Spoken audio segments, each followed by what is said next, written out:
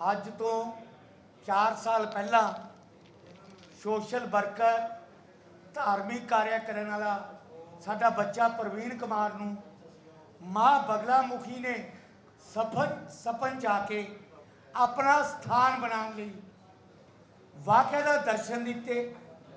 ਜਦੋਂ ਪ੍ਰਵੀਨ ਨੇ ਸਾਡੇ ਨਾਲ ਗੱਲ ਕਰੀ ਤਾਂ ਅਸੀਂ ਉਸ ਨੂੰ ਮਾਰਗਦਰਸ਼ਨ ਦਿਖਾਇਆ और 1 किला ਜ਼ਮੀਨ ਦੇ ਅੰਦਰ कराली बाईपास से 4 साल तो माँ बगला मुखी का बैबे मंदिर का निर्माण चल रहा सी जिहड़ा पूर्ण हो गया।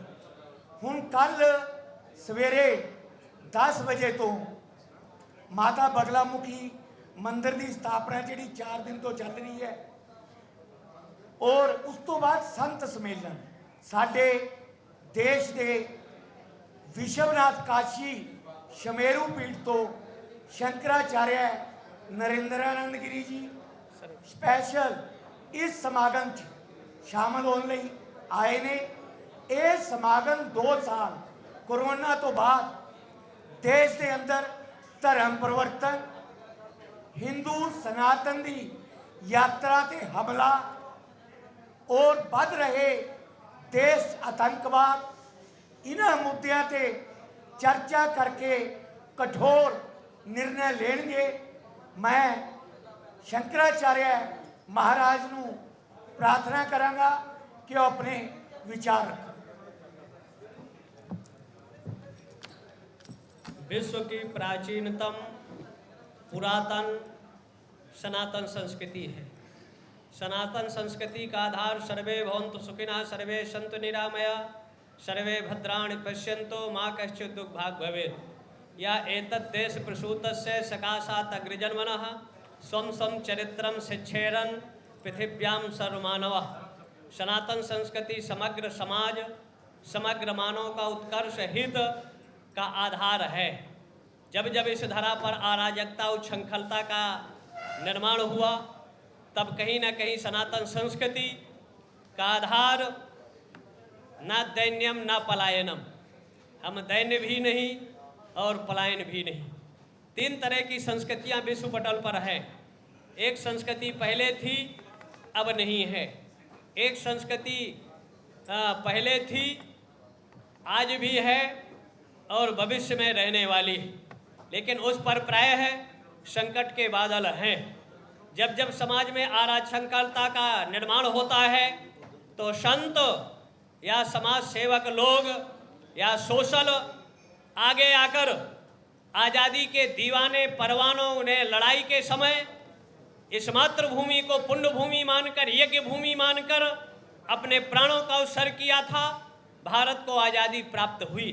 कोई ऐसा प्रदेश नहीं था जहाँ के क्रांतिकारी देशभक्त राष्ट्रभक्तों ने अपना बलिदान ना दिया हो। भारत का विभाजन जब 47 में हुआ तो धर्म के आधार पर हुआ और ये कहा गया कि हम एक साथ नहीं रह सकते, और अगर एक साथ रह सकते थे तो विभाजन का कोई आधार नहीं था। आज जो विभाजन हुआ परिणाम 19 जनवरी 89 को कश्मीर में सेनाएं भी थी, सरकारें भी थी, लेकिन लोगों का कत्लेआम होता है, हत्याएं होती हैं, खुलेआम माइक से ऐलान होता है, घोषणाएं होती हैं, 1.5-2 लाख लोगों का कत्लेआम होता है, 2.5 लाख के लमसम लोग बेघर होते हैं और आज तक उनकी पुनर्वापसी नहीं हुई। 2 लाइन का FIR नहीं होता। जहां मानवता त्राही होती है, केरल में जिंदा पेड़ों में पकड़कर जला दिया जाता है।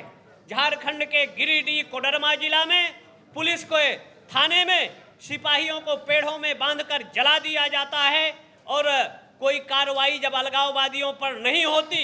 बंगाल की भूमि पर दलित कन्या के साथ बलात्कार होता है, पुलिस की जो रिपोर्ट आती है नकारात्मक आती है और जब उसका प्रतिकार होता है तो 18 घरों को महिलाओं को बाहर से ताला लगाकर डीजल पेट्रोल डालकर फूंक दिया जाता है। तब मीडिया में 2 लाइन की लाइनें नहीं चलती। आखिर जब सनातनी हिंदू मारा जाता है तो उनकी चर्चाएं नहीं, लेकिन अगर कोई नकारात्मक देशद्रोही संविधान का खुलेआम उल्लंघन करता है, करोड़ों लोगों की आस्था के केंद्र बिंदु 14वें मनवंतर के 28वें तेता में भगवान राम जब प्रादुर्भाव होते हैं, 1,79,76,000 वर्ष पूर्व, तो जब उनकी यात्राएं निकलती हैं, शोभा यात्रा रामनवमी पर निकलती है, तो पथराव होने लगता है। पथराव का आधार कश्मीर की घाटी थी, जहां अमरनाथ की यात्रा या वहां के जल सेना, थल सेना, वायु सेना पर पथराव होता था, गोलियां चलती थी। ऐसी विषम परिस्थिति में आज भी भारत पर आज भारत के लगभग 20 प्रदेशों में 40 से ज़्यादा स्थानों पर, जिनको एक तरफ 2017 पर मुकदमा किया जाता है कि भारत के रोहिंग्यों को भारत से हटाया जाए, न्यायपालिका उस पर कार्रवाई न करते हुए स्टे लगा देता है। और एक तरफ छागा का निस्तारण CPCIC कहती है कि 6 मंथ के अंदर होना चाहिए, लेकिन जब रोहिंग्यों का प्रश्न आता है, पथरावबाजों पर कार्रवाई का प्रश्न आता है, तो न्यायपालिका उसको प्रतिबंधित कर देती है 1 घंटे के अंदर। अलगाववादियों के साथ हमारी न्यायपालिका 12 बजे रात कर खोलकर जो फांसी के सजा पाए थे, भारत की पार्लियामेंट के सर्वोच्च हत्यारे थे, उनको केस सुनने लगती है। प्रतिबंधित करने का अनेक तरह का उपक्रम रचता है, तब हमारे पास रास्ता बचता है उपासना का।